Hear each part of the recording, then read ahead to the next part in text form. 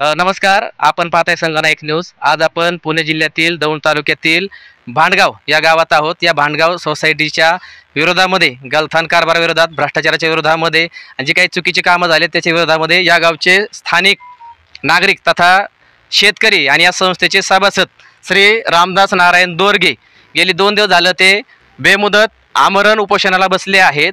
या पहिल्या दिवशी उपोषण स्थळाची कुणीही दखल घेतलेली नाही, परंतु या ठिकाणी आपल्या दौंड तालुक्याचे AR म्हणजेच सहाय्यक निबंधक दौंड मिसाळ साहेब या ठिकाणी त्यांचं आगमन झाले.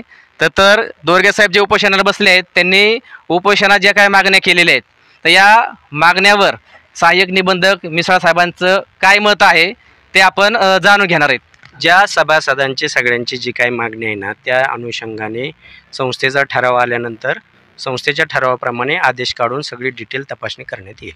सभासदचं झालं. दोरगे साहेबांचे जे काही उपोषणाला बसलेत जे मुद्दे आहेत ह्या मुद्द्यावर तुमचं काय मत आहे? त्या मुद्द्यावर तुम्ही काय करणार आहे? उपोषण चालू ठेवायचं आहे का बंद करायचं आहे का तुम्ही काही कारवाई करणार आहे का? या गलथान कारभार तपासणी लेखापरीक्षामार्फत तपासणी केली जाईल सगळ्याच. आपण भांडगावमध्ये आहोत.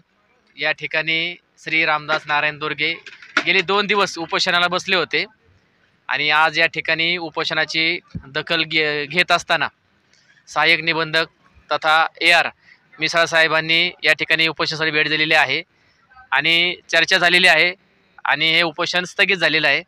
तर हे उपोषण का स्थगित झाले ते आपण उपोषणकर्ते रामदासजी दोरगे यांच्याकडून आपण जाणून घेणार आहोत. मी रामदास नारायण दोरगे. आज दौंडचे AR साहेब मिसाळ साहेब आले होते. त्यांनी आश्वासनं दिली की तुमच्या जे काही मागण्या आहेत त्या आम्ही पूर्ण करू. 1-2 ऑडिट झाल्याच्या नंतर सगळे तुम्हाला मान्य करून घेऊन तुम्हाला तुमचं जे काही कागदपत्र आहेत ते पूर्ण देण्यात येईल. जर नाही मला दिल्यास मी परत उपोषणाला बसणार आहे. लेखी स्वरूपात AR साहेबांनी मला लेखी स्वरूपात उत्तर दिलेलं आहे.